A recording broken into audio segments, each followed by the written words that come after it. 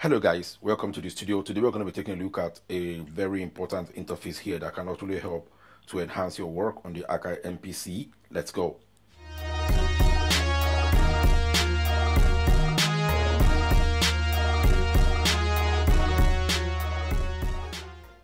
Welcome back. We're talking about a particular interface here that majority of the people, like 9 out of 10 users, they usually just ignore.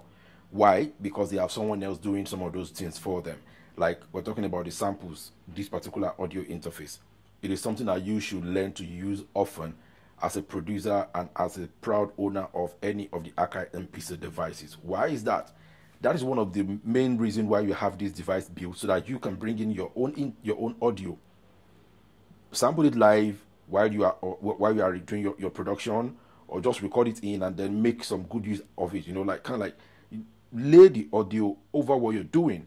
So if you have someone that says, okay fine, I can sing, yeah, you can actually have them sing directly on your audio as it's playing, and you can do your editing later, or you can basically connect some other instrument or devices to your sound card and send it into this audio interface for a very good and kind of like a live feel while you are producing.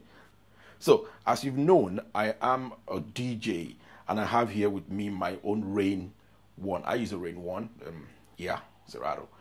And what I do is I connected the boot output of my Rane One to the input one of the sound card that I'm using. I use a Euphoria UMC 404.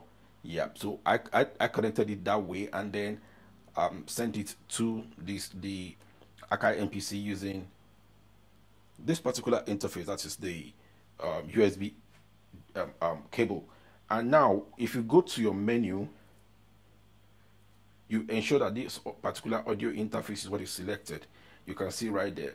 So back to the main, what I want to do is, from MIDI, you notice that there are some things here that if you switch to audio, it goes away.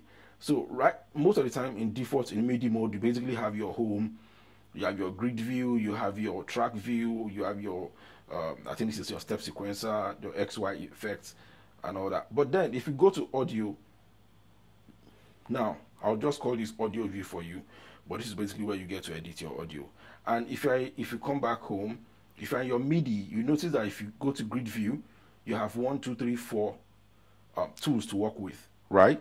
Just 1, 2, 3, 4 tools to work with, which is cutting your pen to put MIDI, to put effect, to put MIDI events rather. Then you have your erase tool, you have your highlights, and then your zoom rather. So, but if you come back to the main and go back to audio, if you click on this audio interface, this edit view, you see that you have a lot more. You have the one you can use to mute a particular segment, you can cut, and you can select and all that. You can also highlight. So this gives you more, to play with. So let's see, how do you actually send, audio in here from your sound card to this audio interface? Now, the things you need to know to be sure of before you continue is check your input config. Where is this particular one? Is it in a place where you can actually get your input from your device? Like I said earlier, I plugged mine to input one. That is, I plugged my Rane controller, that's the DJ Rane controller, to the input one of my sound card, which means I have to come here and ensure I select input one. I mean here.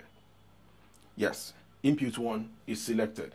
Now with input one selected, I think I'm good. I should be able to hear whatever it is that I'm playing from my Rane coming through the input one directly into the Akai MPC. I also need to ensure that if I want to hear the feedback anyway, this should either be on in or auto, because if it's off and my headphone is plugged here, I'm unable to hear what I'm sending in.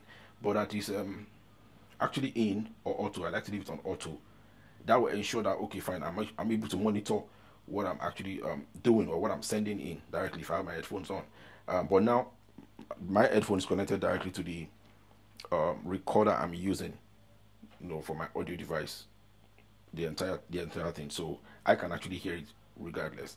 Anyways, let's move on. Now another thing you need to notice, let me take this off, this particular guy, if it's on white, anything you record, it means your audio is not armed, so even if you press record and play, you don't hear anything. But what I'd advise you is always ensure, if you want to record, so that you don't get to miss, or probably after you've done the very crazy hard work and be like, oh yeah, this is dope, you realize that, oh, I didn't hit record, I have to do it all over again. So it is important that you try as much as possible to always ensure that your track is armed, and now that it's red, it's armed.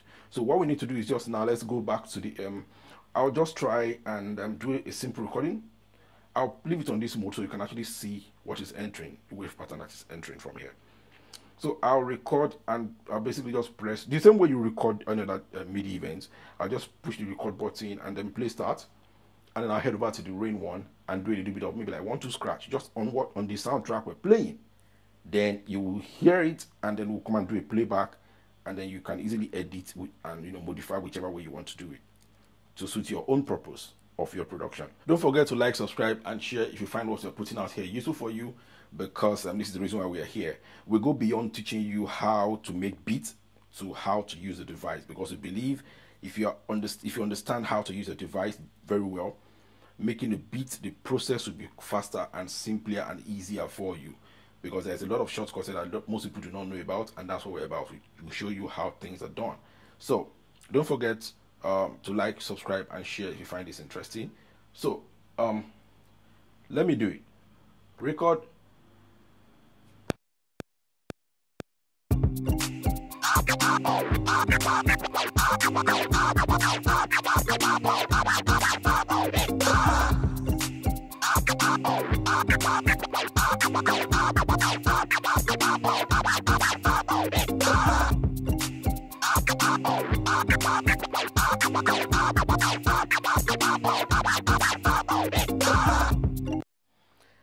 I hope you get that. So that's basically what we're trying to do.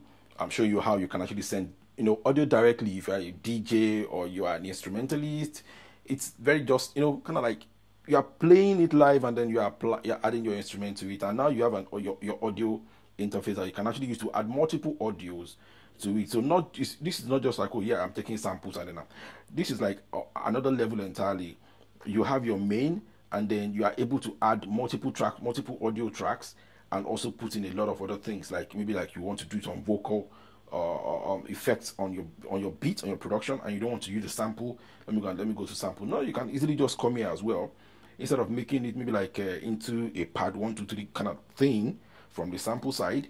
You just want it to go on the beat while it's playing, and then you want to be able to add your effects as usual, add some audio effects. Fine, create an audio track, lay your track on it, lay your audio on it. Because if you have a mic now, all you need to do is just plug it to your sound card and do your voice, send your voice in, add some effects on it, and then it becomes part of your beat, which you can also edit individually just like that. So there you have it. We'll see you in the next one. Peace.